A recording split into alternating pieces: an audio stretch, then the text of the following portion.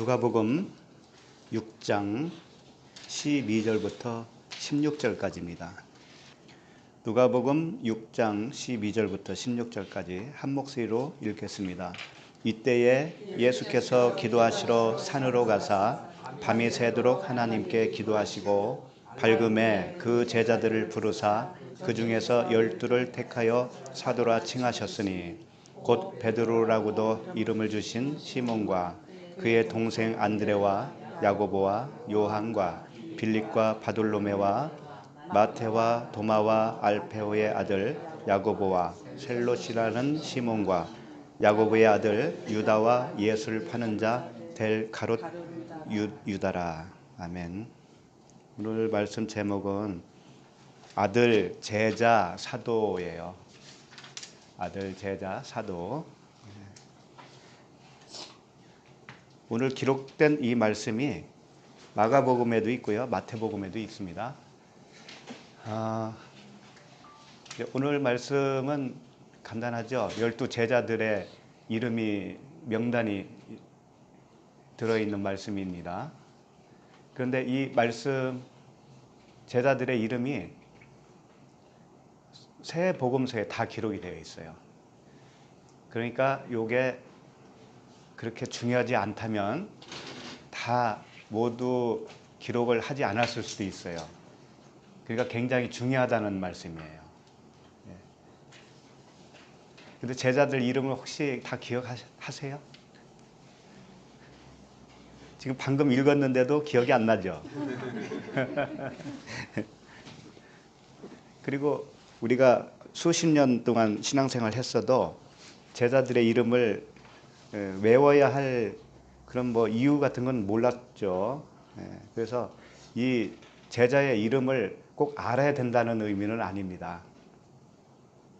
꼭 외워야 된다는 말도 아니고, 이 제자들이 나중에 12명이 전부 다 성경에서 활약하는 그런 이야기가 다 나오지도 않아요. 몇몇 제자들 이야기만 나오지 다 나오지도 않아요. 그런데 새 복음서에 다 똑같이 기록을 했어요. 오늘 말씀 보면은 마치 한꺼번에 주님이 한 번에 12 제자를 다 부르신 것 같이 되어 있지만 사실은 그 전에 이미 다 불렀어요. 제자들을. 갈릴리 호숫가에 있는 베드로라든가 요한이라든가 고기 잡는 갈릴리 촌 사람들을 다 불렀어요. 또 세리 마태 같은 사람은 세관이었죠. 다 갈릴리 출신이거든요. 근데 그렇게 불렀는데 오늘 말씀은 이걸 총 요약을 해서 12명이 다 나와요. 부르신 시간과 장소도 조금씩 다른데 오늘은 한꺼번에 다 부른 것처럼 나와요. 그러니까 이 말씀에 의미가 있다 이거죠. 어떻게 봐야 되느냐, 그 관점을 주님이 제시를 해주고 있는 거예요. 암암리에 12명을 한 자리에서 불렀다라고 설명을 한다는 그 의미는 이렇다고 봐요. 12명의 제자는 12명이 중요한 게 아니고 그 제자의 특성이 중요해요. 그 제자라고 하는 의미가 중요하다고요.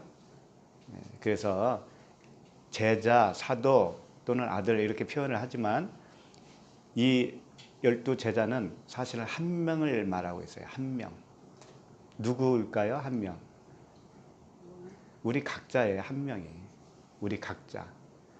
그러니까 우리 각자 안에 12명의 제자의 특성이 다 있다 이거죠. 제자의 특성이. 내가 그 제자예요. 그러니까 오늘은 관점을 그렇게 봐야 되는 겁니다. 그래서 이제 그런 관점으로 보시고 12이라고 하는 의미가 있기 때문에 그래요. 자, 그러면 이 병행 구절이 있습니다. 병행 구절. 그 병행 구절을 잠시 찾아보고 말씀을 이어가도록 하겠습니다. 마태복음 10장 1절을 보세요.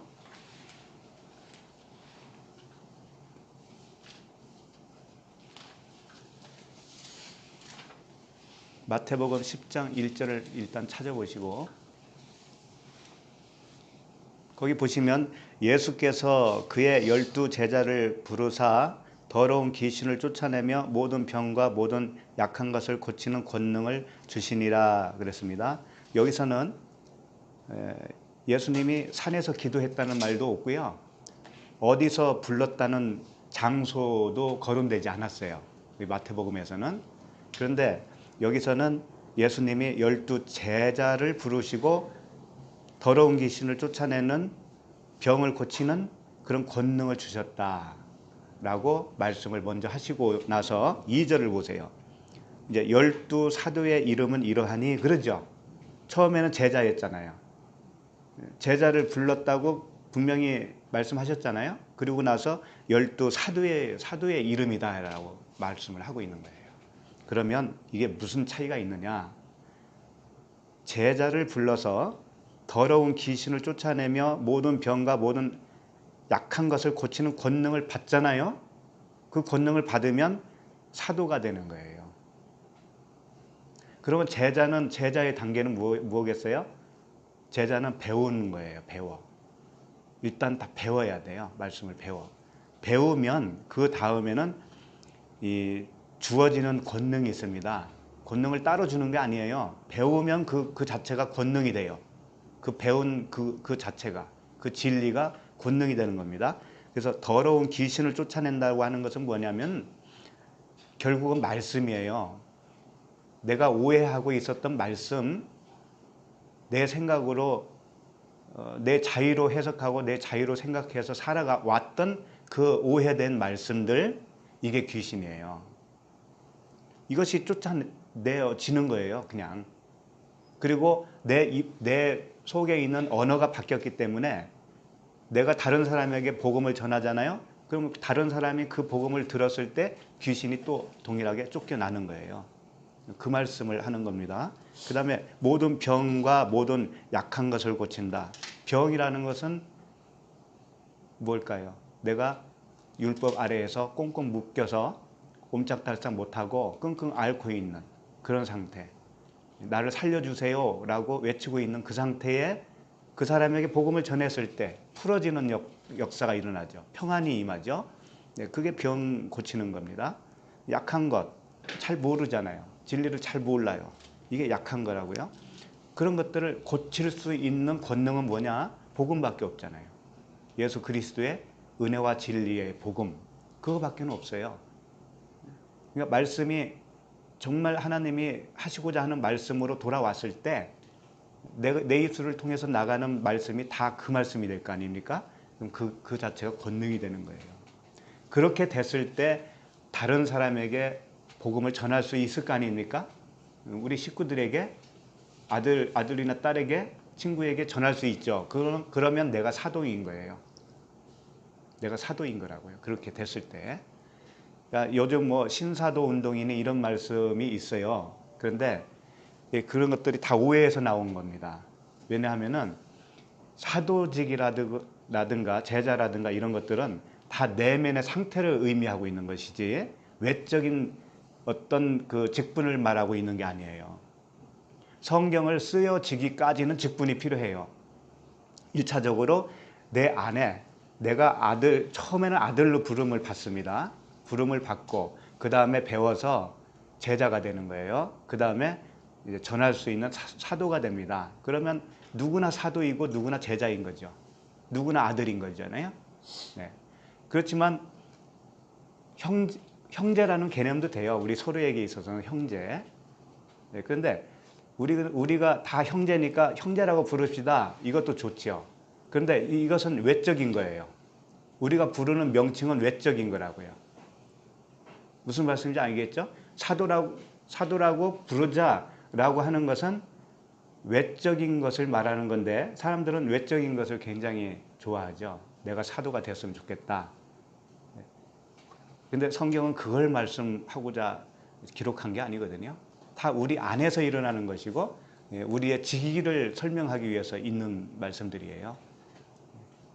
우리가 굳이 형제라고 안 부르고 장로님, 권사님, 집사님 이렇게 부른다고 해도 이건 외적인 어떤 질서에 의한 명칭이기 때문에 장로님 하면은 그 형제 아닌가요? 그 안에 형제라는 개념이 왜 없어지나요? 똑같이 있잖아요. 그러니까 직분을 우리가 부르는 명칭 또는 직분 이런 것들은 교회의 질서상 있는 것일 뿐이에요.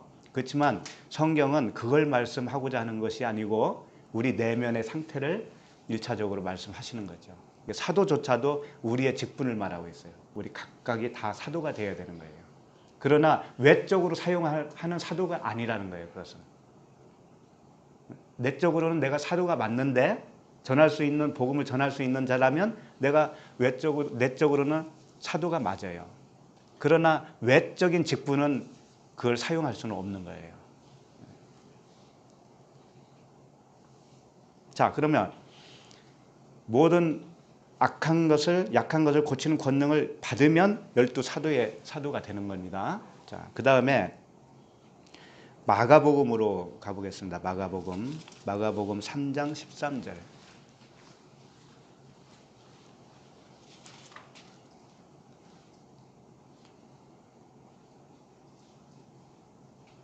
마가복음 3장 13절입니다. 또 산에 오르사 자기가 원하는 자들을 부르시니 나아온지라 이렇게 되어 있어요. 누가복음에서는 산에 가셔서 밤새도록 기도했다고 되어 있습니다. 우리가 읽어봤잖아요. 근데 마가복음에서는 산에 오르사 자기가 원하는 자들을 부르시니 나아온지라 그랬어요. 원하는 자가 누굴까요? 원하는 자를 불렀다고 하는 거. 이 원하는 자는 하나님이 원하시는 자, 아들 아닙니까? 그렇죠? 하나님이 원하시면 그 사람은 아들이에요. 아들.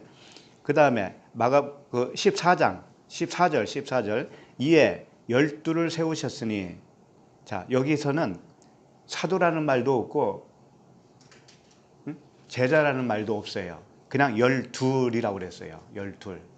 12를 세우셨으니 이는 자기와 함께 있게 하시고 또 보내사 전도도 하며 귀신을 내쫓는 권능도 가지게 하려 하심이라라. 이 12를 세우셨으니 여기서는 계속 12이라고만 해요.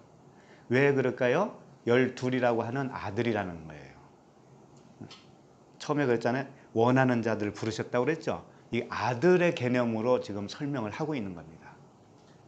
아까 마태복음에서는 처음에 제자를 부르고 그 다음에 사도로 권능을 줘서 사도로 보냈잖아요. 마가복음에서는 아들로 부르신 거예요. 이렇게 이 세 개를 다 종합해봐야 주님이 무엇을 말씀하시는가를 우리가 짐작할 수가 있죠. 그러니까 12제자, 12사도라는 의미는 12명만을 얘기하는 것이 아니고 12이라고 하는 아들을 설명하고 있는 거예요. 12. 그 자체가 12이에요. 그래서 이 명칭의 변화가 생겼잖아요. 지금 처음에는 원하는 자, 아들, 그 다음에 12이라고 하는 아들, 그 다음에 12제자, 배우는 아들이라는 뜻이에요. 아들인데 배워야 돼요. 그 다음에 12사도, 이건 전하는 아들, 전하는 아들이다. 이렇게 된 겁니다. 그래서 성경은 이 12이라고 하는 의미가 있어요. 12. 성경에 다 찾아보기는 어려워요. 이게 너무나 방대하기 때문에 12지파 모르시는 분이 없잖아요. 12지파. 그럼 12지파가 지파의 수기는 하지만 12이라고 하는 아들이라는 뜻이에요. 내가 아들이라면 나도 12지파예요. 그 다음에 12제자, 12사도, 12사람, 12달. 들어보셨죠? 12달. 우리가 사용하는 달력도 12달이에요. 12달. 그 1년, 12달 다 보내고 나면 일이라고 하는 하나죠. 그게 진리 아닙니까? 진리. 그 다음에 12해. 그 다음에 12살. 12바구니. 오병이의 이적을 결과로서 뭘 얻었어요? 12바구니에 그 음식을 얻었잖아요. 떡을. 그 예수 그리스도예요. 그 다음에 12틀 이런 식으로 여러 가지 표현이 있어요. 12은 사실은 우리가 이제 아들됨의 숫자이기도 하면서 동시에 예수 그리스도의 수예요. 예수 그리스도라고 하는 아들, 대제사장, 그 12은 예수 그리스도를 표현하고 있어요. 그래서 계시록에 보면 그런 말씀들이 많이 나오는 거죠. 12별, 12관, 12문, 12기초석 많이 들어보셨을 거예요. 이런 것들이 다 예수 그리스도를 표현하고 있는 그런 명칭의 단어들이죠. 그러면 이런 말씀을 들어보신 적이 있었을 거예요. 계시록에 보면 새 예루살렘이 하늘에서부터 내려와요. 이제 그것이 천국 아닙니까? 그 부분을 좀 보고 갔으면 좋겠어요. 요한계시록 21장 10절 말씀이에요. 요한계시록 21장 10절.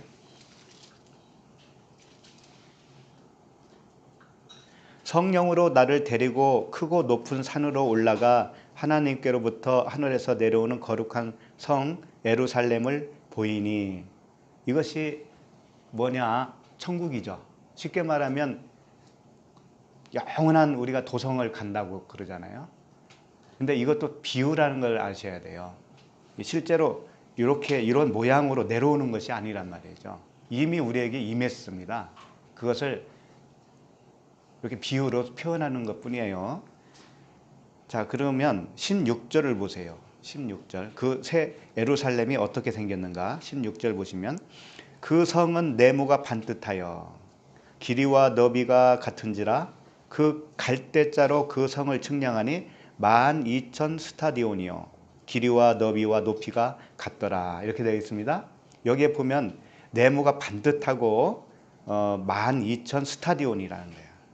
길이와 넓이가 12,000이라고 하는 그 원어가 어떻게 되어 있냐면 도테카 킬리아스. 도테카가 뭐냐면 12이라는 뜻이에요. 12. 킬리아스가 1만을 말하고 있거든요. 킬리아스가. 그러니까 도테카는 뭐냐면 12이라고 하는 우리 지금 계속 보고 있는 12 있죠? 12제자, 12제자 할 때 12이 도테카예요. 도테카의 1만이다 이거죠. 도테카 곱하기 1만 이게 이제 12,000이 되는 거예요. 12,000. 그래서 이렇게 한글로는 12,000 이렇게 써놓은 거예요. 그러니까 12 곱하기 만이에요. 만. 맞나요?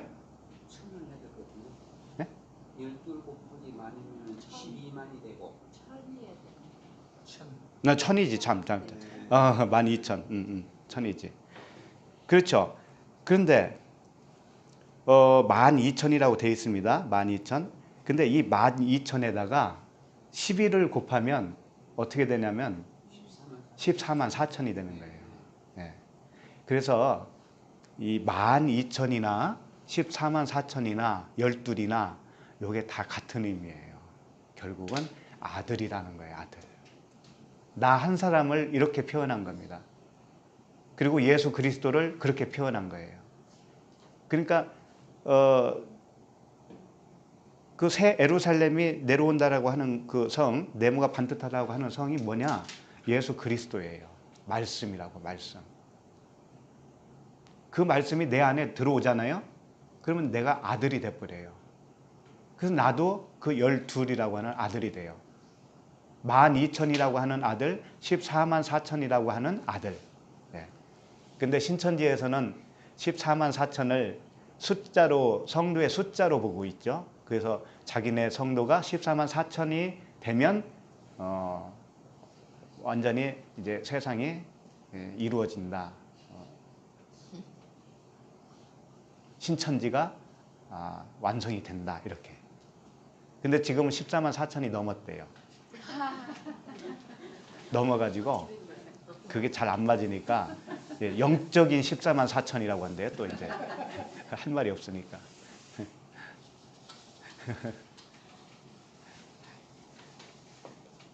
그래서 이것을 좀 더 증명을 받기 위해서 계시록 7장을 가보세요. 7장 4절.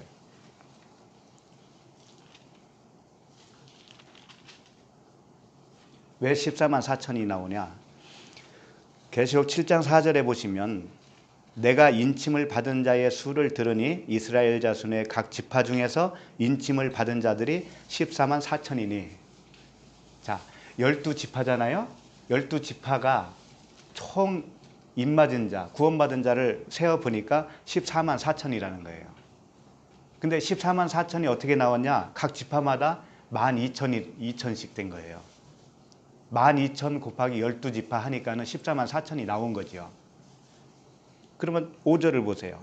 이제 유다 지파 중에 인침을 받은 자가 1만 2천이요 나오잖아요. 그죠? 루벤 지파 중에 1만 2천이요, 갓 지파 중에 1만 2천이요.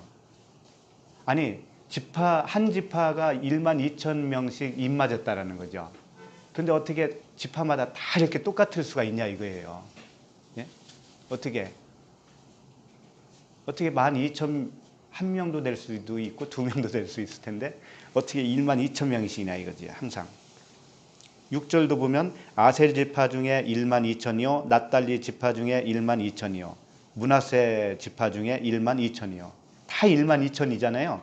이렇게 해서 시므온 지파 중에 1만 2천이요, 레위 지파 중에 1만 2천이요, 이사갈 지파 중에 1만 2천이요, 스불론 지파 중에 1만 2천이요, 요셉 지파 중에 1만 2천이요, 베냐민 지파 중에 인침을 받은 자가 1만 2천이라.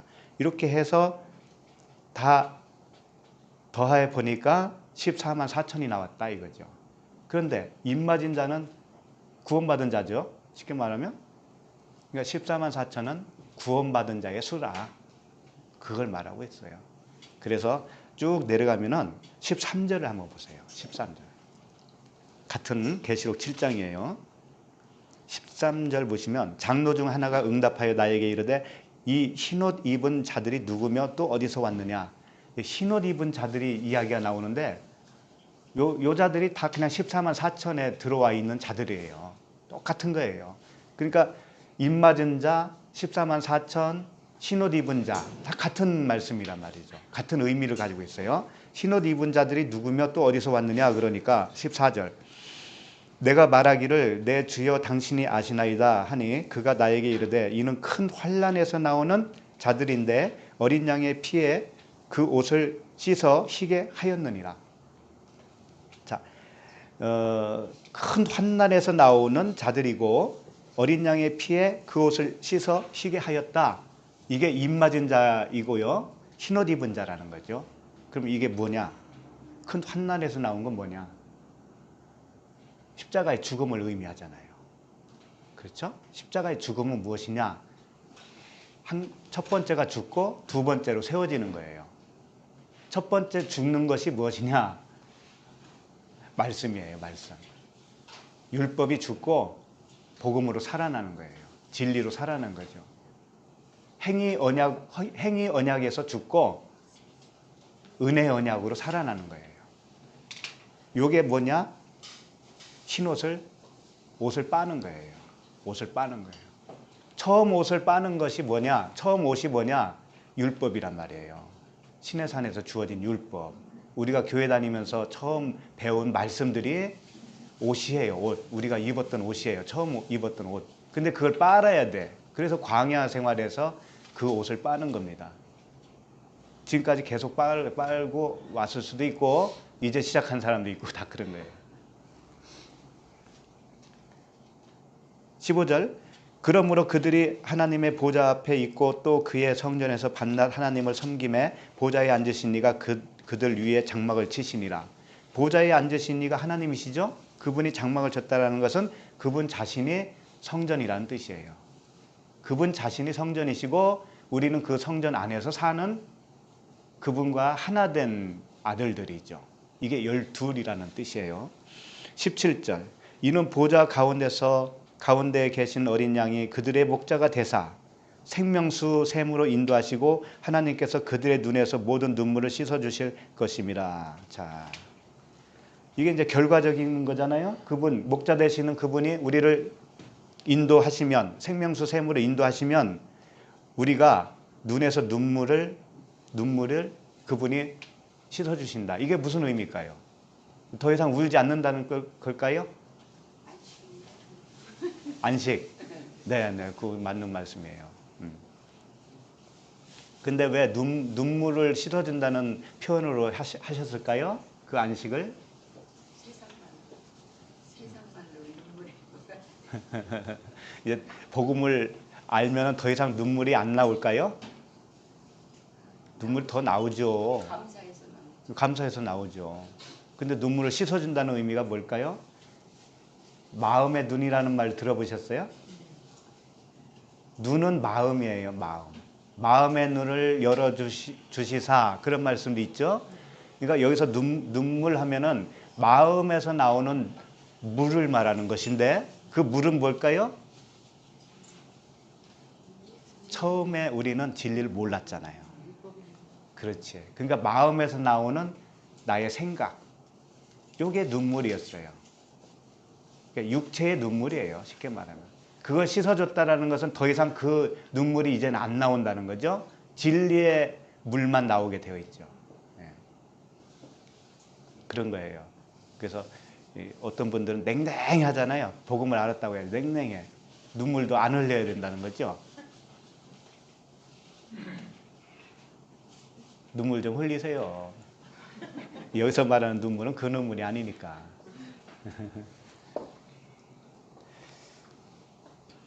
자, 그러면 이제 대충 아셨을 거예요. 열둘이라고 하는 의미. 누가복음으로 다시 돌아가겠습니다. 누가복음 6장 12절.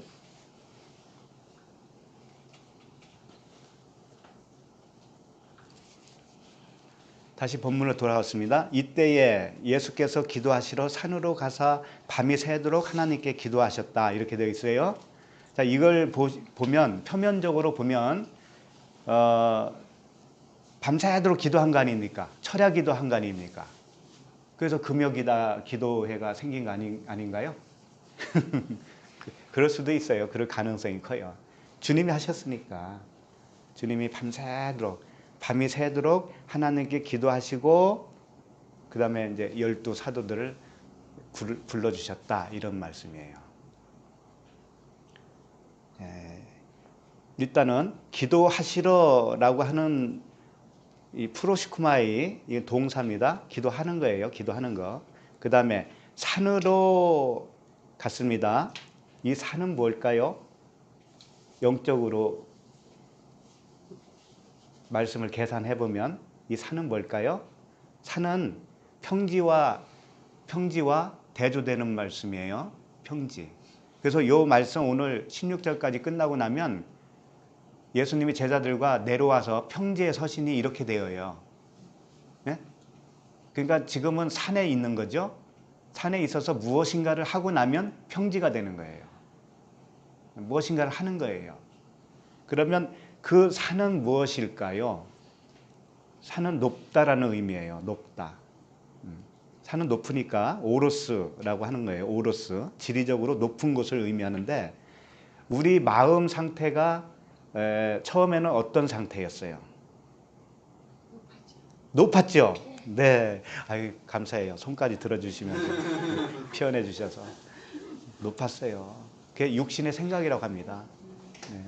네. 육신의 생각은 하나님과 원수가 되는 거잖아요. 하나님 말씀을 잘 알고 있는데도 불구하고 육신의 생각으로 그 말씀을 이해하고 있었단 말이에요. 그래서 여러 가지 부작용이 생기는 겁니다. 여러 가지. 평안이 없고. 그 상태가 산이에요, 산. 그러면 예수께서 기도하시러 산으로 갔다라는 것은 어디로 갔다라는 걸까요? 우리 마음으로 오신 거지요. 이 높아진 산, 이 육신의 생각에 잡혀 있는 이 높아져 있는 마음으로 그분이 오시는 거예요. 그분이 오셔서 밤이 새도록 기도한다는 건 뭐예요? 처음에 밤부터 시작하잖아요. 밤이 저녁이 되고 아침이 되니 그러잖아요. 예, 그거예요. 그러니까 우리 마음 속에 오셔서 우리는 이제 저녁인 상태이고 밤인 상태잖아요. 우리가 마음이 높아져 있다라는 것은 그 상태에서 주님이 기도를 해주시는 거예요. 기도를 우리가 한 것 같지만 주님이 하시는 거예요. 그래서 가르쳐 주셔요. 우리를 가르쳐 주세요. 어느 기간 동안에. 그러면 그게 밤이 새우는 겁니다. 자, 그런데 원어를 잘 보면은 여기서는 잘 드러나지 않았는데 산으로 가사 있죠. 가사. 산으로 가셨다 이런 말씀이죠. 요게 이제 두 단어로 되어 있습니다. 갔다라는 단어가 그거보다도 그래요. 일단 그거부터 갔다라는 말이 엑셀코마이라고 하는 단어인데 엑셀코마이는 무엇으로부터 떠났다, 무엇으로부터 떠나서 나가다 이런 뜻입니다. 그러니까 주님이 산으로 가셨다라는 것은 어디선가에서 떠나서 가셨다라는 뜻이에요. 떠난 곳이 어디냐면 하나님의 본체시라고 그랬잖아요. 그분은 하나님의 본체이신데 어디로 떠났어요? 땅으로 오셨죠. 땅으로. 그 본체를 떠나 땅으로 오셨죠. 땅이 우리의 마음이지 않습니까? 그렇죠? 우리 땅이라고 하는 내 마음 속으로 오셨다라는 것을 지금 산으로 갔다라고 표현하고 있는 겁니다. 그리고 사라고 되어 있는데 이 사자가 게이톤이라고 하는 단어예요. 게이톤. 게가 뭐냐면 땅이에요. 땅이고 게이톤 하면 뭐냐면 땅과 이웃이라는 뜻이에요. 이웃. 땅과 친구라는 뜻이에요. 그러니까 이런 뜻입니다. 주님이 어디선가 떠나서 그 산으로 가셨는데 산은 뭐예요? 높아진 우리 마음이라고 그랬죠? 우리 마음이라고 하는 땅의 이웃으로 가셨다 이거예요. 이웃으로. 나를 구원하는 이웃 누구예요? 섬한 사마리아인이잖아요. 내가 거반 죽은 자를 구원했던 그 선한 사마리아인이 누구예요? 강도 만난 자의 이웃이라고 그랬죠. 네, 그 이웃으로 그 산으로 가셨다 이런 뜻이에요. 그러니까 그분이 우리에게 오셨는데 나의 이웃으로 오신 거예요. 나의 이웃. 처음에는 그렇게 오십니다. 나의 이웃입니다. 그런데 이웃을 어떻게 사랑하라고 그랬어요? 내 몸과 같이 사랑하라고 했죠? 네. 그분과 하나가 되어지면 이제 그 이웃이 내 몸이 되는 거예요. 처음에는 주님이 먼저 오셔서 이웃으로 오십니다. 이웃일 때는 하나가 아니잖아요. 하나가 아니죠. 그런데 거반 죽은 자를 살려내잖아요. 그러면 그분과 한 몸을 이뤄요. 우리가 십자가에서 그분과 함께 죽고 그분과 함께 살아나잖아요. 그러면 그분과 한 몸을 이뤄요. 그때는 더 이상 이웃이 아니에요. 이제는 이웃을 사랑한 것이죠. 내 몸과 같이 사랑한 거예요. 그러면 주와 합한 자는 한 영이다. 주와 합한 자는 한 영이에요. 12제자, 12사도는 12아들은 12이라고 하는 그리스도와 하나예요. 하나. 나도 아들이고 그분도 아들이에요. 그렇게 되는 거예요. 그래서 요한복음 16장 28절에 이런 말씀을 하고 있습니다. 이건 안 찾아도 될 것 같아요. 요한복음 16장 28절에 내가 아버지에게서 나와, 이게 엑셀코마이예요. 산으로 갔다라고 할 때 그 단어예요. 엑셀코마이. 내가 아버지께서 나와 세상에 왔고, 세상이 뭐예요? 나잖아요. 나에게 왔고 다시 세상을 떠나 아버지께로 가노라 하시니. 이게 무슨 말이냐? 다시 세상을 떠난다는 건 뭐냐면요, 나와 함께 죽는 것이 떠나는 거예요. 그분이 나와 함께 죽어주셔요. 율법이 되어서 율법인 나와 함께 죽어요. 죽으면 그게 떠나는 겁니다. 떠나면 다시 어디로 간다고 그래요? 아버지께로 간다고 그러죠. 이 아버지가 무엇이냐? 성전이에요. 아버지는 성전. 그러니까 주님이 그러잖아요. 내가 떠나면 너에게 유익이다. 그리고 처소를 예비할게. 처소를 예비하면 내가 너에게 다시 오겠다 그랬단 말이에요. 그 처소가 아버지예요. 성전이에요. 그러니까 주님과 함께 우리가 죽어요. 죽었으면 그 자체가 뭐냐? 처소예요. 처소. 성전, 아버지예요. 거기에 들어오신다 이거죠. 아버지께로 간다라고 하는 표현이 다시 우리에게 오신다라는 것과 같은 겁니다. 처음에 우리에게 오실 때 기도하러 오시면 우리와 함께 그 율법 아래에서 같이 죽는 겁니다. 그리고 나서 복음으로 다시 세워지죠. 이게 아들이에요.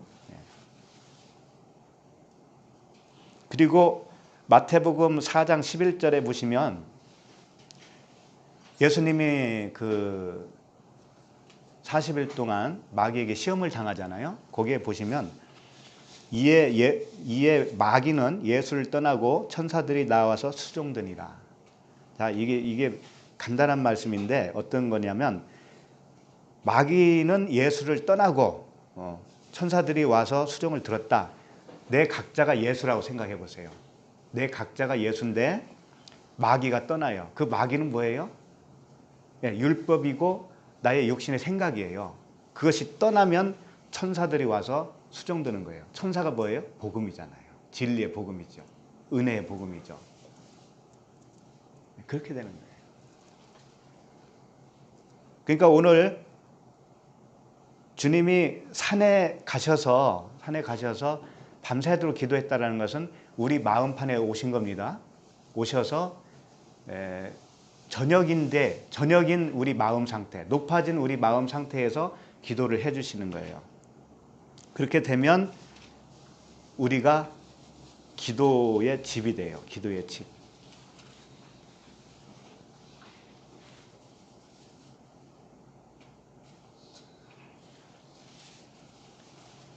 자, 그래서 본문을 다시 한번 보세요. 다시 한번 보시면 밤이 새도록 하나님께 기도하시고, 처음에는 기도하러 간다고 할 때 기도는 프로시코마이라고 그랬죠. 기도하러 가는 거예요. 하는 거예요. 그런데 기도하시고가 나중에 나오죠. 요 단어는 프로시케예요. 프로시케, 명사 프로시케라고 하는 기도의 집을 말하고 있어요. 기도라고 하는 상태를 말하고 있어요. 그러니까 주님이 우리 안에서 기도를 해 주시잖아요. 그러면 내 자신이 기도라고 하는 집이 돼버려요. 그런 뜻이에요. 그래서 주님이 그 잘 아시는 성전 정화 사건 아시죠? 거기서 어떻게 말씀하셨냐면 마가복음 11장 17절에 보시면 이에 가르쳐 이르시되 기록된 바 내 집은 만민이 기도하는 집이라 칭함을 받으리라 하지 아니하였느냐. 너희는 강도의 소굴을 만들었도다 하시매. 여기서 기도의 집, 이 기도가 프로시케예요. 기도라는 집이다 이거예요. 기도라는 집, 프로시케. 그러니까 우리가 성전이라고 그랬잖아요. 성령의 전이라고 그랬죠. 그러니까 성령의 전은 기도의 집이에요. 기도의 집. 우리 자신이 기도라고 하는 집. 그럼 기도의 집이라는 의미는 무엇이냐? 프로시코마일, 기도했잖아요. 기도한 그 원함이 있었을 거 아닙니까? 하나님의 원하심이 이루어져 있는 상태가 기도의 집이라는 거예요. 하나님이 원하신 것이 이루어졌어요. 우리 안에서. 이루어진 상태가 기도의 집이라는 거죠. 그러면 우리가 만약에 기도의 집으로 완성이 되었다. 그러면 기도 안 해도 되는 것이냐? 그건 아니에요. 진짜 기도할 수 있게 되었다라는 의미가 되는 거예요.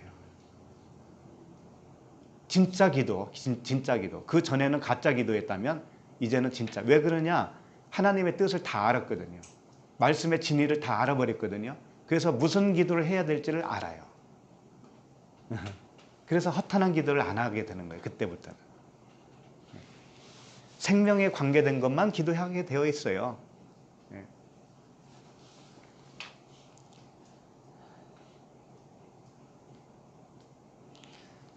그래서 이제 정리를 좀 하면 높아진 우리 마음에 들어오셔서 밤이 되고 아침이 되기까지 기도하심으로 인해서 기도의 집이 되게 하셨다. 이렇게 정리할 수가 있습니다. 그러면 로마서 8장을 좀 보시면서 이 말씀과 관련해서 좀 더 은혜를 나누도록 하겠습니다. 로마서 8장 24절이에요. 로마서 8장 24절 우리가 소망으로 구원을 얻었음에 보이는 소망이 소망이 아니니 보는 것을 누가 바라리요. 자, 우리가 소망을 갖습니다. 믿음과 소망과 사랑. 소망은 어떤 것을 바라는 거죠. 그런데 보이는 소망은 소망이 아니라는 거예요. 보이지 않는 것이 진짜 소망이라는 것이죠. 그래서 우리가 이제 진리를 듣고 배워서 진짜 보이지 않는 소망을 얻게 되었습니다. 그 보이지 않는 소망은 뭐예요? 하나님과 하나 되는 거잖아요. 그 성전이 되는 거죠. 기도의 집이 되는 겁니다. 이것이 우리의 소망이에요. 그건 보이지 않는 거죠. 보이지 않는 소망이에요. 근데 그걸 바라는 겁니다. 바라는 것이 소망이니까. 자, 25절. 만일 우리가 보지 못하는 것을 바라면 참음으로 기다릴지니라 그랬죠. 우리가 보지 못하는 것을 바라면, 안 보이는 것을 바라면 참음으로 기다릴지니라. 우리는 뭘 해야 되는 거예요? 기다려야 돼요. 들으면서 기다려야 돼요. 우리가 할 것은 그거라는 거예요. 그러니까 우리의 기도는 뭐겠어요? 그게 이루어 주십사, 그 소망이 이루어 주십사, 기도 그거밖에 할 거 없잖아요. 예. 그러면서 다음 절에 뭐라고 하시냐면 26절, 이와 같이 성령도 우리의 연약함을 도우시나니 우리는 마땅히 기도할 바를 알지 못하나. 우리는 기도할 바를 모른다는 거예요. 무엇을 기도해야 될지를 도대체 모른다는 거죠. 왜? 기도의 집이 아직 안 됐으면.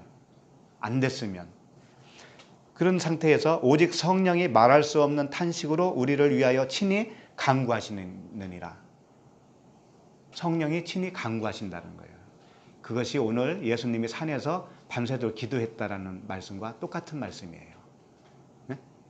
예수님이 산에서 기도했다는 것은 나의 높아진 마음 속에 들어오셔서 성령이 탄식하는 거예요. 성령이 탄식하는 거예요. 그 주님의 원하심, 하나님의 원하심이 이루어지기를 위해서 탄식하는 거예요. 그것이 뭐냐? 성령의 세 가지 책망이라고 볼 수도 있는 거예요. 세 가지 책망. 죄에 대하여, 의에 대하여, 심판에 대하여. 육신의 정욕과 안목의 정욕과 이생의 자랑을 깨부시기 위해서 책망을 하시는 거예요.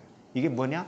말씀으로 우리를 계속 들려주시고 가르쳐 주시고 그래서 그 잘못된 것들이 다 깨져 나가게 해주시는 거죠. 이게 성령이 말할 수 없는 탄식으로 우리를 위하여 간구하시는 겁니다. 그러면 27절, 마음을 살피시는 이가 성령의 생각을 아시나니 이는 성령이 하나님의 뜻대로 성도를 위하여 간구하심이니라. 마음을 살피시는 이가 누구냐? 하나님이시죠. 성령의 생각을 아신다라는 건 뭐예요?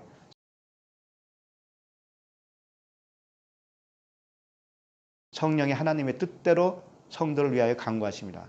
그러니까 네가 마음을 살피시니 하나님과 성령은 하나이신데 그분은 성도를 위하여 간구하신다. 성령은 하나님이 원하심을 그대로 간구하신다. 이런 뜻이에요. 28절, 우리가 알거니와 하나님을 사랑하는 자 곧 그 뜻대로 부르심을 입은 자들에게는 모든 것이 합력하여 선을 이루느니라. 이게 무슨 뜻이냐면 모든 것이 합력하여 선을 이룬다는 건 뭐냐면 이제 하나님을 사랑하게 된 자, 하나님을 사랑하는 자라고 그랬잖아요. 그의 뜻대로 부르심을 입은 자들이라고 그랬잖아요. 이게 제자들이고 사도들이잖아요. 아들들이죠. 이 사람들은 이제 진리를 알았고 하나님의 뜻을 알았어요. 하나님이 뭘 원하는 걸 알았어요.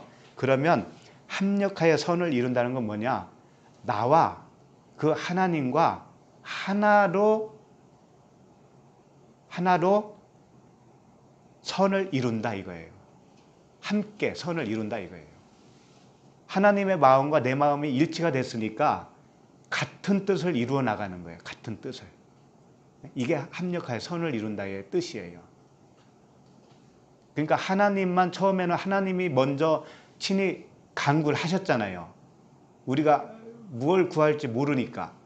그런데 그렇게 되다가 어느덧 하나님의 뜻을 알게 된 나도 그 뜻을 구하게 되었다 이러는 거예요. 그래서 합력하게 선을, 박수도 두 손이 마주쳐야 박수 소리가 나는 거잖아요. 그와 같다라는 거지. 이제 나도 하나님이 원하는 걸 알았기 때문에 나도 그걸 구할 수 있게 되었다. 이게 합력하여 선을 이룬다는 거예요.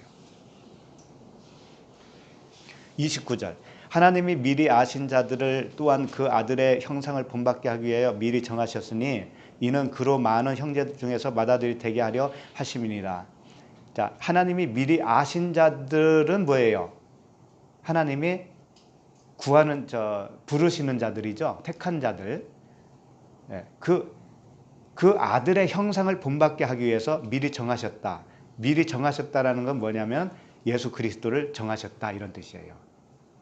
왜? 우리도 예수 그리스도와 동일한 존재가 되게 하기 위해서, 동일한 아들이 되게 하기 위해서 예수 그리스도를 먼저 정하시고 그 다음에 그분을 통해서 우리들을 구원하시는 거죠. 그래서 그로 많은 형제 중에서 맏아들이 되게 하심이니라 그랬죠. 예수 그리스도께서 맏아들이라면 우리는 딸려오는 차남들이겠죠. 근데 그런 의미가 아니에요. 다 맏아들이에요. 우리도 또 그분과 하나가 되기 때문에 하나님 아들들은 맏아들밖에 없다. 차남은 없다.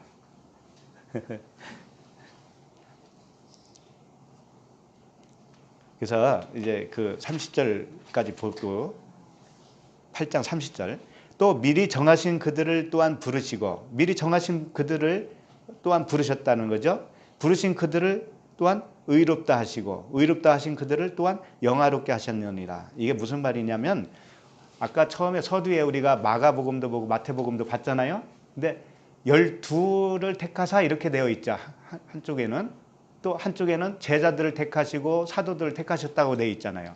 그러니까 12 아들, 그러니까 미리 정하신 그들을 부르셨다라는 것은 아들로 부르셨고 제자로 부르셨고 사도로 부르셨는데 그 부르신 그들을 의롭다 하셨다라는 거예요. 의롭다 하셨다는 건 뭐냐면 칭의를 말하는 거예요. 너 의롭다. 너는 내 아들이다. 이렇게 칭의를 해주는 거예요. 하나님이 일방적으로.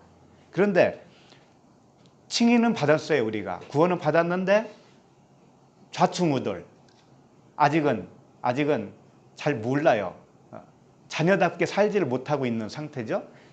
그래서 그들을 가르쳐서 어떻게 되느냐면 영화롭게 하시는 거예요.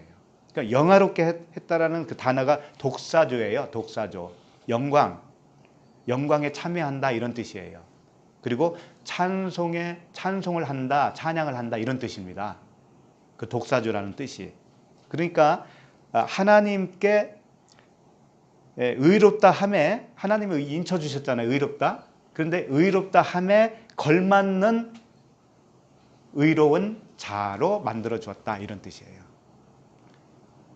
그러니까 처음에는 아들이고 아들이 제자에서 어디로 가요?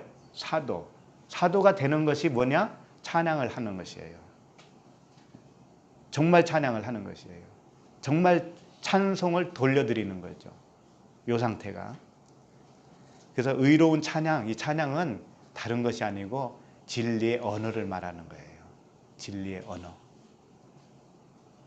진리의 언어가 진짜 찬양이에요. 경배와 찬양 우리도 많이 했었어요. 근데 그게 뭐 나쁘다는 의미는 아니지만 그것만 옳다라고 생각하면 안 된다. 그것만 찬양이라고 생각하면 안 된다 이거죠. 오히려 그것은 그림자에 불과한 것이다. 자, 그럼 누가복음 다시 본문으로 돌아오셔서 13절을 보시겠습니다. 13절.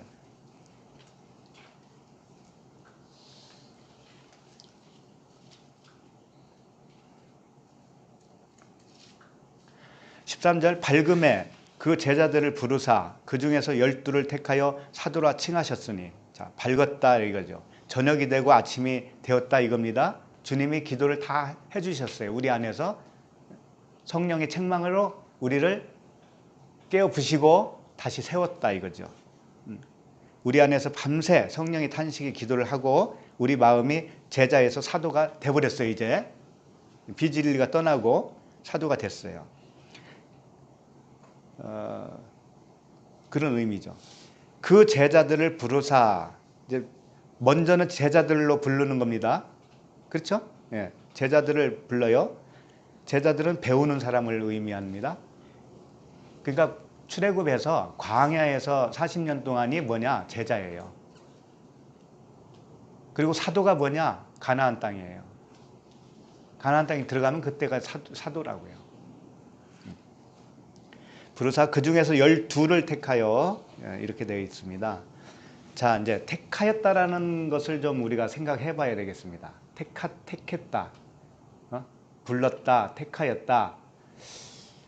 뭐 태초부터 우리를 이 땅에 우리를 보내기 전부터 박성규 너는 내 아들이다라고 정해가지고 내 보낸 것이냐, 도대체 무엇이 택한 것이냐 이런 문제를 오늘 조금 짚어보도록 하겠습니다. 고린도전서 1장 27절. 고린도전서 1장 27절. 고린도전서 1장 27절. 그러나 하나님께서 세상에 미련한 것들을 택하셨다는 말씀 나옵니다. 지혜 있는 자들을 부끄럽게 하려 하시고 세상에 약한 것들을 택하사 강한 것들을 부끄럽게 하려 하시며. 이게 무슨 말씀일까요? 그 28절에도 계속 나오잖아요. 하나님께서 세상에 천한 것들과 멸시받는 것들과 없는 것들을 택하사 있는 것들을 폐하려 하시나니. 택했다라는 뜻이 뭐냐면 에클레고마이예요. 에클레고마인데 에클레시아하고 비슷하잖아요. 무엇으로부터 나와서 말을 하고 있는 상태를 말하고 있어요. 레고가 말씀이에요. 말한다라는 뜻이에요. 레고가. 에클 어디서부터 나와서 말을 하고 있다라는 거예요. 이게 택함이라는 거죠. 그러면 이 박성규가 무엇으로부터 나와서 말을 하지 못하고 있으면 나는 택함 받은 사람이 아니에요. 그럼 내가 택함 받았다라고 하는 의미는 뭐냐? 내가 무엇으로부터 나와서 말을 하고 있어요. 그렇게 말을 하고 있으면 그 사람은 택함 받은 사람이라니까. 근데 말을 하지 못하고 있으면 택함 받은 사람이 아니다. 그런 뜻이라고요. 택함이라는 것이. 그러면 무엇이냐? 27절부터 다시 봐요. 지금 고린도전서 1장 27절이죠. 자, 그러나 하나님께서 세상에 미련한 것들을 택하사 그랬습니다. 세상에 미련한 것이 뭘까요?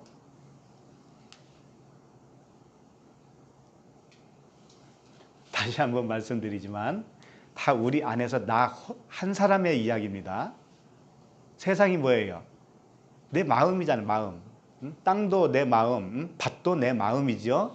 이 마음 속에서 미련한 것을 택한다는 거예요. 미련한 것을. 내 마음 속에서 미련한 것을 택해. 그 의미가 뭐냐? 내가 미련하다는 것을 알면 내가 미련한 자로 택함을 받은 거예요. 내가 미련하다라고 알면은 내가 미련한 거에서 나와서 말을 하고 있는 거지요. 예? 무엇으로부터 나와서 말을 하고 있는 거잖아요. 내가 미련하구나라고 말을 하고 있죠. 요게 택함 받은 자라고요. 근데 진짜 미련한데 자기가 미련한지 몰라. 그런 사람은 어떻게 해요? 자기 미련하다고 말을 해야 안 해요? 안 하죠. 그 사람은 택함 받지 못한 사람이라고요. 이해가 갔나요? 이제 자신을 한번 보세요. 택함 받았는지 안 받았는지. 받아도 한참 받았죠? 네. 감사하잖아요. 그리고 미련한 것들을 택하사 지혜 있는 자들을 부끄럽게 한다라는 건 뭐냐? 내가 미련하다라고 말을 하기 전에는 내가 지혜롭다라고 생각했잖아요. 예? 그러니까 지혜롭다라고 생각했을 때의 나에 대해서 부끄럽죠? 그렇잖아요. 예. 그 자가 택함 받은 자. 그 자가. 그 다음에 세상에 약한 것들을 택하사 내가 약하구나 라는 것을 내가 말을 하잖아요. 그러면 내가 약한 자로 택함을 받은 거라고요. 그러면 내가 강한 사람이었다라고 생각했던 것이 어떻게 돼요? 부끄럽게 되죠. 그 이야기입니다, 이게. 어떤 세상 사람들 이야기하는 게 아닙니다, 성경은. 나 한 사람의 이야기예요. 내 한 사람의 심령 상태를 말하고 있는 거죠. 28절도 똑같아요. 하나님께서 세상에 천한 것들과 멸시받는 것들과 없는 것들을 택하사 이렇게. 예? 그러니까 내가 천한 자라는 거 아는 거죠. 내가 없다라는 거 아는 거예요. 없음이구나 내가. 하나님 앞에서는 그동안에 힘주고 살았는데 하나님이 나에게 힘을 좀 주면 내 힘을 보태가지고 세상을 변화시킬 줄 알았는데 아무것도 아니었네. 꽝이었네. 이렇게 알면 뭐예요? 있는 것을 패하는 거예요. 내가 있었다라고 생각을 했던 것이 다 패해지는 거잖아요. 예? 28절 끝에 있는 것들을 패하려 하시나니. 그렇죠? 예. 내가 있었다라고 생각했던 것들이 이제 다 패하여져요. 요게 누구라고요? 택함 받은 자다 이거죠.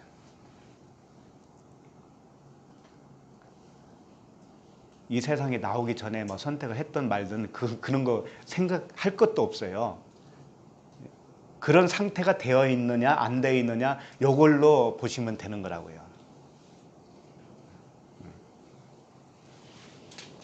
그래서 29절 이는 아무 육체도 하나님 앞에서 자랑하지 못하게 하려 하십니다. 그러니까 아무 육체도 할 때 육체는 사르스인데 요 살덩어리를 얘기하는 거 아닙니다. 육체라는 것은 육체의 생각을 말하는 거예요. 항상 영적이라는 것을 아셔야 됩니다. 육체라는 것은 율법 아래에 있는 나의 생각이에요. 하나님 말씀을 오해하고 철석같이 믿고 있는 나의 육신의 생각. 요게 육체예요. 그러니까 육체를 하나님 앞에서 자랑하지 못하게 하기 위한 거예요. 자랑하면은 뭐예요? 그 사람은 아직 택함 받지 못한 사람이죠. 자랑할 수 없는 거죠. 다 이제 하나님 말씀, 복음으로 완전히 그 사람을 장악한 상태가 되는 거죠. 그럼 30절도 보도록 하죠. 너희는 하나님으로부터 나서 그리스도 예수 안에 있고 예수는 하나님으로부터 나와서 우리에게 지혜와 의로움과 거룩함과 구원함이 되셨으니 기록된 바 자랑하는 자는 주 안에서 자랑하라 함과 같게 하려 함이나. 하나님이 우리를 선택을 할 때 어떻게 하느냐? 예수 그리스도께서 우리 안에 오셔서 밤새도록 기도하시는 거예요. 말할 수 없는 탄식을 하셔요. 성령으로. 그랬을 때 내가 어떻게 되느냐? 어떻게 변하느냐?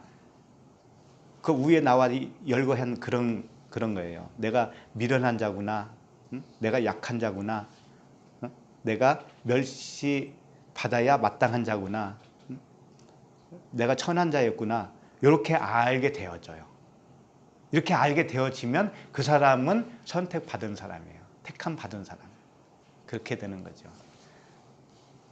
그래서 자기를 자랑하지 않고 주 안에서 주님만 자랑하게 되어 있어요. 주 안에서 나를 자랑해도 나의 천한 것만 자랑하게 되어 있어요. 나의 약한 것만 자랑하게 되어 있어요.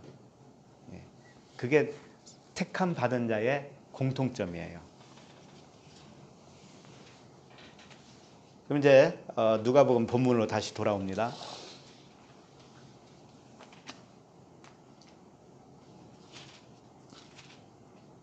13절 다시 한번 보시면 밝음에 그 제자들을 부르사 그 중에서 12를 택하여 사도라 칭하셨으니 처음에 제자에서 그 다음에 12이라고 하는 사도로 칭하셨다 이거예요. 사도는 아포스톨로스 보냄을 받은 자라는 뜻입니다. 복음의 사신이에요. 복음을 전할 수 있는 자. 말 한마디라도 친구에게, 자녀에게, 부모에게, 배우자에게 한마디라도 하는 거예요. 복음으로 하는 거예요. 이렇게 할 수 있는 사람이 사도예요. 사도. 그 칭하셨다라는 것은 뭐냐면 이름을 부여해 주셨다. 그 권위를 부여해 주셨다 이런 뜻입니다. 예, 그렇게 전할 수 있는 권위가 주어졌다 이런 뜻이에요. 그래서 12이라고 하는 숫자는 아들됨의 나 한 사람을 의미하는 것이다. 이제 그렇게까지 정리하고 14절로 넘어가겠습니다. 이제 14절부터는 12명의 그 제자들, 사도들의 이름이 이제 나열되고 있습니다. 우리가 다 그 제자들의 이름을 알 필요는 없지만 지금까지 뭐 다 외우고 있지도 않았지만요. 알아야만이 구원받는 것도 아니죠. 그러나 이렇게 정리를 해놓은 이유는 제자들의 이름 속에 의미가 있어요. 이름에 의미가 있어요. 그 의미를 보면 나 자신이 그런 존재인가를 발견하게 되는 거죠. 내 자신이 이 사람들의 그 이름값과 같은 건지를 한번 비교를 해보라는 거예요. 자, 지금부터 자, 14절 곧 베드로라고도 이름을 주신 시몬 이렇게 나옵니다. 베드로는 잘 아시듯이 페트로스, 돌, 뭐 바위, 반석, 그리스도잖아요. 그리스도는 반석은 그리스도다. 그러니까 우리가 제자요 사도라는 것은 아들이요 제자요 사도라는 것은 뭐예요? 그리스도와 같다라는 거죠. 네? 반석이니까. 네. 베드로가 그렇다는 거죠. 베드로가 우리잖아요. 네. 그 다음에 시몬 이름을 주신 시몬이라고 되어 있는데 베드로와 시몬은 같은 겁니다. 그런데 시몬은 듣다라는 뜻이라고 그랬잖아요. 경청하다. 시몬은 시브리어 샤마에서 왔어요. 쇠마 이스라엘아 그러잖아요. 들어라 이스라엘아. 그 쇠마 들음에서 온 거예요. 시몬이. 그러니까 베드로라고 하는 이름으로 바꿔진 것은 처음에는 시몬이었는데 베드로라고 하는 이름으로 바꿔준 이유는 베드로가 잘 경청했다라는 거예요. 그렇다면 우리도 잘 경청하면 어떻게 된다? 베드로가 된다. 그리스도라고 하는 반석이 된다. 이런 뜻입니다. 그 다음에 그의 동생이라고 했으니 아델포스예요. 형제, 그의 형제, 동생 형제 안드레 그랬습니다. 안드레가 무슨 뜻이냐? 안드레아스라고 하는데 아네르라고 하는 단어에서 왔습니다. 아네르가 남편이에요. 아네르가 남편, 남자 이런 뜻이거든요. 그러니까 안드레는 뭐냐면 남자다, 남편이다 이런 뜻이에요. 우리가 생명이 없을 때는 성이 뭐였었어요? 여자라고 할 수가 있었죠. 그런데 이제 12 아들에 속하니까는 어떻게 돼요? 남자가 됐다 이거예요. 씨가 있는 남자가 됐다. 남편이 됐다. 그걸 표현해주고 있다니까요. 남자답다 그런 남자답게 믿음을 가져라 이런 이야기도 있는데 말씀도 있는데 하여튼 이 남자가 되었다 이겁니다. 그 다음에 야고보는 뭐냐면 야콥이에요. 그 야곱 있죠? 야곱. 발꿈치를 잡은 자, 속이는 자 이런 뜻입니다. 우리가 그런 자였었어요? 아니었어요? 맞잖아요. 우리 안에 다 이게 있다니까요. 야콥. 그런데 이 야고보와 그 다음에 나오는 누구예요? 요한과 형제입니다. 형제. 여기서는 이렇게 안 나와 있는데 야고보와 요한은 형제예요. 그래서 야고보는 속이는 자이고 발꿈치를 잡은 자인데 요한은 뭐냐? 요한은 은혜라는 뜻이에요. 요한은 요하난이라고 하는 단어인데 그에게 여호와는 은혜롭다. 그에게 은혜롭다. 요한은 은혜예요. 은혜이고 사랑이죠. 그러니까 어떻게 되냐면 야곱의 형제 요한이니까 야곱과 요한은 하나라는 뜻이에요. 그러니까 속이는 자가 죽어야 은혜라고 하는 사랑이라고 하는 요한으로 살아나는 거예요. 그것을 표현하고 있는 거라고요. 그러니까 우리 안에 그게 다 있는 거죠. 우리 안에 야곱도 있고 요한도 있는 거예요. 야고보로서 죽고 요한으로 살아나는 겁니다. 근데 이것을 다른 마가복음에서는 어떻게 표현했냐면요. 이 야고보와 요한을 이 둘에게는 보아노게 곧 우레의 아들이란 이름을 더하셨으며 이렇게 첨부하고 있어요. 보아너게 곧 우레의 아들이라는 거죠. 야고보와 요한은 그런 의미라는 거예요. 그럼 이게 무슨 뜻이냐? 우레의 아들이라는 뜻이 무엇이냐? 우레가 뭐예요? 천둥번개잖아요. 천둥번개. 천둥번개가 뭐냐면 빛이라는 뜻이에요. 빛. 예. 근데 태양, 빛, 그것은 둘이에요. 두 개의 빛이 있는 거예요. 야곱이라고 하는 태양이 있고 요한이라고 하는 태양이 있는 거예요. 근데 야곱이라고 하는 태양은 지어야 돼요. 없어져야 된다고. 그래서 예수님이 십자가에 정오에 달리셨을 때 빛을 잃었다고 그랬잖아요. 네? 빛을 잃었어요.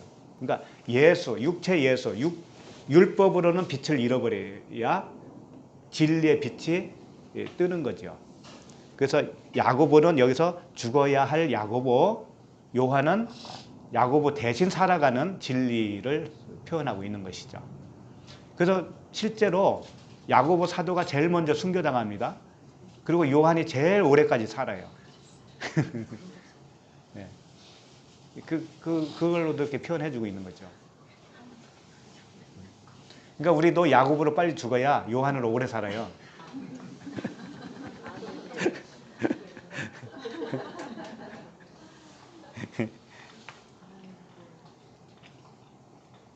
그 다음에 누굽니까? 요한 다음에 빌립이죠. 빌립은 필리포스, 말을 사랑하는 자라고 되어 있어요. 말을 사랑하는 자. 말 타는 거 있죠? 타는 말.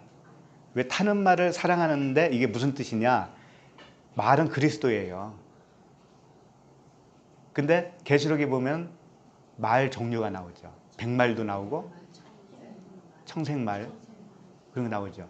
백말 빼놓고는 다 안 좋은 거지. 그러니까 그리스도인데 그 검정말 이런 건 다 죽어야 되는 거예요. 율법이니까. 율법이에요. 근데 그걸 빌립은 그걸 사랑했다. 그리스도라고 하는 말을 사랑했다. 이런 뜻이에요. 그래서 빌립이 나다나엘을 예수님께 소개를 해요. 그래서 이 빌립은 꼭 예수님과 같아. 중보의 역할을 해. 중보 역할. 빌립이. 그러니까 예수님이 우리와 하나님 사이를 중보했잖아요. 그게 사랑해서잖아요. 사랑해서. 우리를 사랑했기 때문에 그렇잖아요. 빌립도 사랑을 한 겁니다. 사랑을 하니까는 자기도 중보 역할을 해요. 나다나엘을 예수께로 인도했고 오병이의 기적을 하는데 그 현장에서 주님이 그랬잖아요. 빌립한테 야 빌립아 어디서 떡을 사서 이 사람을 먹이겠느냐 이거 질문했잖아요. 그러니까 빌립이 뭐라고 했냐면은 빌립이 대답하되 각 사람으로 조금씩 받게 할지라도 200데나리온의 떡이 부족하리라 그랬잖아요. 근데 이게 왜 중보냐? 우리에게 가르쳐 주잖아요. 진리를. 200데나리온이 부족하다는 건 뭐냐면 예수 그리스도가 부족하다 이런 뜻이에요. 200데나리온도 예수 그리스도예요. 그리고 그 다음에 나오는 그 보리떡 5개 여기 한 아이가 있어 그랬잖아요. 여기 한 아이가 있어 보리떡 5개와 물고기 2마리를 가지고 있나이다. 그러나 그것이 이 많은 사람에게 얼마나 되겠사옵나이까. 보리떡 5개가 뭐예요? 이것도 예수 그리스도예요. 물고기 2마리는 뭐예요? 생선 둘. 이것도 예수와 그리스도예요. 보리떡 5개는 뭐냐? 온전한 말씀, 십계명을 이렇게 접으면 어떻게 된다고 그랬어요? 5마디가 된다고 그랬죠? 이 온전한 말씀. 10이라고 하는 온전한 말씀이 5으로 표현한 거예요. 그것이 누구냐? 예수 그리스도의 말씀이다. 라는 뜻이죠.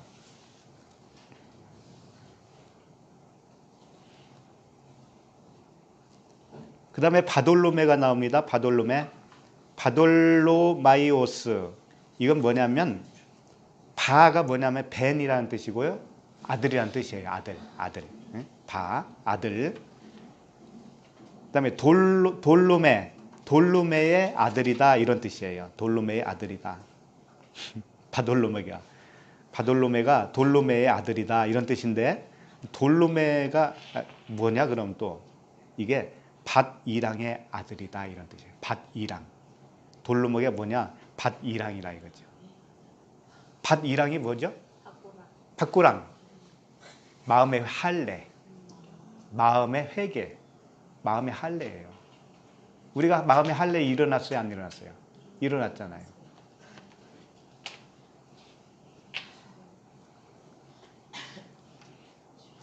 그 다음에 15절 보면 마테와 도마와 알페오의 아들 야고보와 셀롯이라는 시몬과 이렇게 나왔죠. 마테는 하나님의 선물이라는 뜻이에요.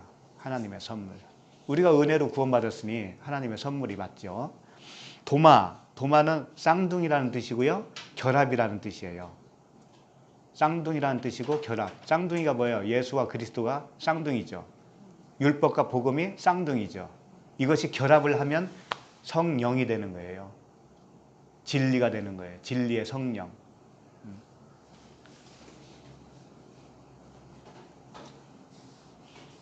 그 다음에 알페오는 교환하다라는 뜻입니다. 교환하다. 알페오는 직접 12제자는 아닙니다. 알페오의 아들 야고보 이렇게 되어 있으니까 야고보는 제자죠. 그러니까 왜 알페오라는 아버지 이름을 붙였느냐? 예, 야고보를 교환시키겠다 이거지. 야고보는 야콥이고 속이는 자니까 그걸 교환해야 되잖아요. 교환되어지는 아들이다 이런 뜻이에요. 죽어야 할 아들이다 이런 뜻이죠. 그 다음에 셀롯 열심당원이라는 뜻이거든요. 셀롯이 열광자, 열병이 들었다라고 할 때 그 열광자예요. 셀롯은. 근데 셀롯의 아들 시몬이라고 돼 있죠. 아니 셀롯이라는 시몬이죠. 셀롯과 시몬이 같은 거죠. 그러니까 셀롯은 열심당원인데 시몬은 뭐냐면 잘 듣다라는 뜻이거든요. 열심당원이 잘 들어야 돼. 잘 들어서 그 열병이 떠난다는 거지. 다 우리 안에 일어나는 일을 이렇게 표현한 거라고요.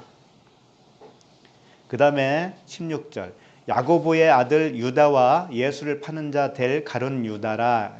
여기서 이제 마칩니다. 야고보의 아들이라고 돼 있는데요. 이게 아들이 아닙니다. 원어에는 없어요. 그냥 야고보 유다 이렇게 되어 있어요. 이게 무슨 뜻이냐? 야고보와 유다는 형제. 야고보의 아들이 아니고 야고보의 형제예요. 야고보의 형제고 이걸 어떻게 다른 곳에서는 어떻게 표현했냐면 야고보의 아들 유다가 다데오라고 표현이 되어 있어요. 다데오라고 들어보셨죠? 어디선가? 이게 유다예요. 유다. 그래서 알페오의 아들 야고보와 다데오 이렇게 되어 있어요. 다른 곳에 보면은. 그러니까 사실은 알페오의 아들이에요. 유다가. 그러니까 유다가 두 명이 나오잖아요. 여기 유다와 그 다음에 가룟 유다가 둘 나오죠. 이걸 제일 나중에 똑같이 이렇게 쌍둥이처럼 써놓은 이유가 있겠죠. 유다. 그럴 거 아니에요. 다시 말하면 가룟 유다는 죽어야 할 유다라면 그 야고보의 형제 유다는 살아날 유다예요. 하나라는 뜻이에요.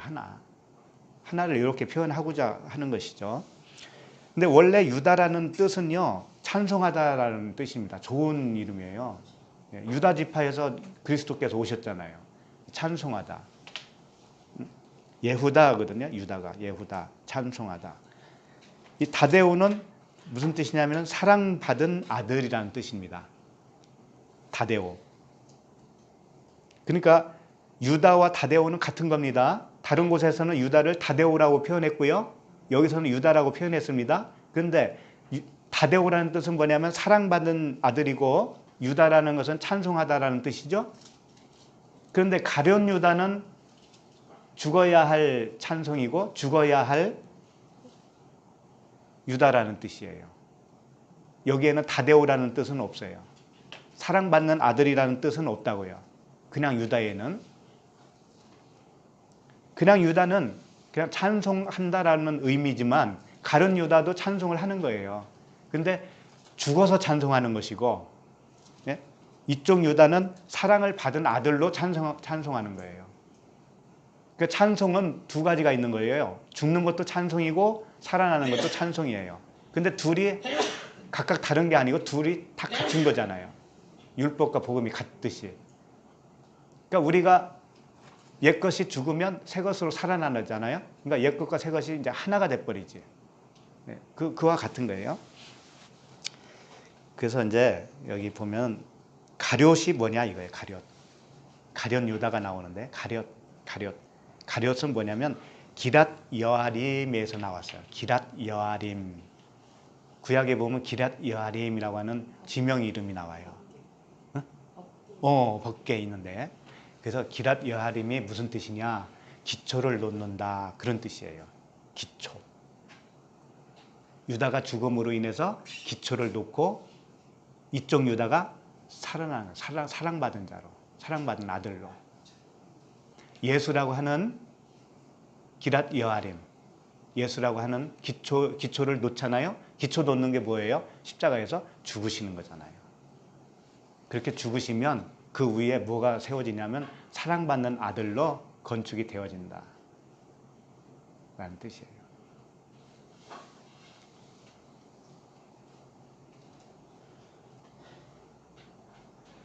자, 그런데 요한복음 6장 71절에 이런 말씀이 있습니다. 이 말씀은 가룟 시몬의 아들 유다를 가리키심이라. 가룟이 시몬의 아들이라는 거예요. 참 유다가. 여기서 시몬이 나왔어요. 가룟 유다 이렇게 되어 있지만 요한복음에서는 가룟 시몬의 아들이다 이렇게 되어 있다고요. 그래서 그거 한번 볼까요? 요한복음 6장 71절이에요. 요한복음 6장 71절. 이 말씀 요한복음 6장 71절 이 말씀은 가룟 시몬의 아들 유다를 가리키심이라. 그는 12 중에 하나로 예수를 팔자러라. 이렇게 돼 있죠. 시몬이 뭐라고 그랬습니까? 잘 듣다. 가룟은 기초를 놓는다. 그러니까 유다가 잘 들은 거예요. 어떻게 하는 것이 기초를 놓는 것인지를 안 거죠. 알고 나니까는 예수를 팔게 되는 겁니다. 우리도 예수를 팔아야 되는 거예요. 예수를 판다는 건 뭐냐면 예수와 함께 죽어야 되는 것이구나. 이렇게 되는 거죠.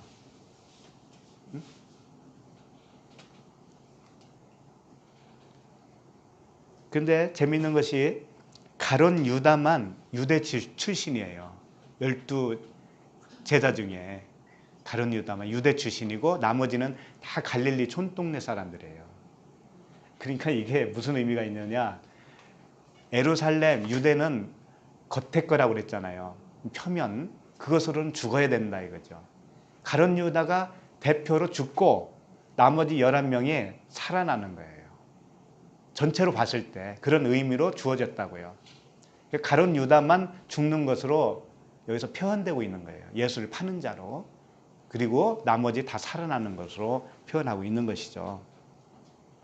유다는 아들을 대표해서, 우리가 아들이잖아요. 아들을 대표해서 죽어야 할 육체의 생각이에요. 가룟 유다는 그 의미로 주어진 거라고요. 근데 실질적으로 유다가 구원 못 받았느냐? 그런 말씀도 아니라고요. 진리를 깨달았기 때문에 팔은 거라니까. 그럼 이미 아들이지. 그런데 사도행전에 넘어가면 유다 대신 누구를 뽑아요? 마띠아를 뽑죠. 그 부분을 좀 보면 사도행전 1장 23절을 볼까요? 사도행전 1장 23절. 그들이 두 사람을 내세우니 하나는 바사바라고도 하고 별명은 유스도라고 하는 요셉이요 하나는 마띠아라. 그들이 기도하여 이르되 뭇 사람의 마음을 아시는 주여 이 두 사람 중에 누가 주님께 택하신 바 되어 봉사와 및 사도의 직무를 대신할 자인지를 보이시옵소서. 유다는 그 직무를 버리고 제 곳으로 갔나이다 하고 제비 뽑아 마띠아를 얻으니 그가 11 사도의 수에 들어가니라. 마띠아라고 하는 사람이 이제 제비 뽑아서 뽑혔습니다. 마띠아가 무슨 뜻이냐? 여호와의 선물이다라는 뜻이에요. 여호와의 선물, 은혜로 택함 받은 아들이다 이런 뜻입니다. 그러니까 11 사도는 가룟 유다와 비교를 했을 때 가룟 유다는 11 사도는 여호와의 선물이에요. 은혜로 택함 받은 자들이고 가룟 유다는 자기 직무를 버렸다고 그랬죠. 이 직무를 버리고 제 곳으로 갔나이다 그랬잖아요. 이 직무, 사도의 직무. 그러니까 사도의 직무는 무엇이냐? 복음이죠. 복음으로 하는 거죠. 그런데 직무를 버린 자 유다는 율법이잖아요. 그러니까 율법으로 죽은 자가 유다라면 복음으로 살아난 자들이 유다 대신에 누구의? 마띠아죠. 마띠아가 11수에 가입됐으니까 그 12지파, 12제자 사도들이 전부 다 마띠아나 똑같은 거예요. 그러니까 1대1로 지금 설명을 하고 있는 거예요. 그러니까 다 주님이 주님의 은혜와 표피로 준, 표면적으로 준 아버지의 문자적인 말씀과 그 이면으로 주시는 아버지의 그 언약의 은혜, 진리의 말씀을 대조적으로 설명하고 있는 거죠. 십자가의 죽음이라는 것은 바로 그 말씀을 말씀하고 있어요. 말씀이 죽는 거예요. 말씀이 죽어야 나의 육신의 생각도 죽어요. 같이 죽는 거예요. 그래서 예수와 함께 죽는 것이 그런 뜻이에요. 예수는 말씀이라면 함께 죽는 나의 육신은 육신의 생각이에요. 같이 동시에 죽는 거예요. 쌍으로 죽는 거예요. 그렇게 하고 쌍으로 다시 살아나는 겁니다. 이제 육신의 생각이 아니고 영의 생각으로 살아나는 거죠. 영의 생각으로. 그래서 성령 안에 있는 자는 육신에 있는 자가 아니라고 그랬잖아요. 육신의 생각이 이제 완전히 바뀌어졌으니까. 오늘 이 12제자를 통해서 제자를 얻은 이 말씀을 통해서 우리 이 12명의 제자의 이야기가 아니라 내 한 사람, 나 한 사람의 사도까지 되어지는 그 과정을 표현하고 있구나. 그 택함 받은 것이 무엇인지 이제 아시겠죠? 택함 받은 것. 반드시 그런 마음 상태가 된 것이 하나님이 우리를 택하신 거예요. 전부 다 아들이요, 제자요, 사도가 되어지기를 간절히 바랍니다. 기도하겠습니다. 하나님 아버지, 율법 아래에 매여서 육신의 생각으로 산처럼 높아져 있던 우리 마음에 오신 우리 주님께 감사를 드립니다. 거룩하신 성령께서 이 만물보다 부패한 사람의 마음에 오셔서 우리를 위하여 그 기도에 탄식을 하셨다고 하는 이 말씀을 보면서 감사와 영광만 돌릴 수밖에 없음을 압니다.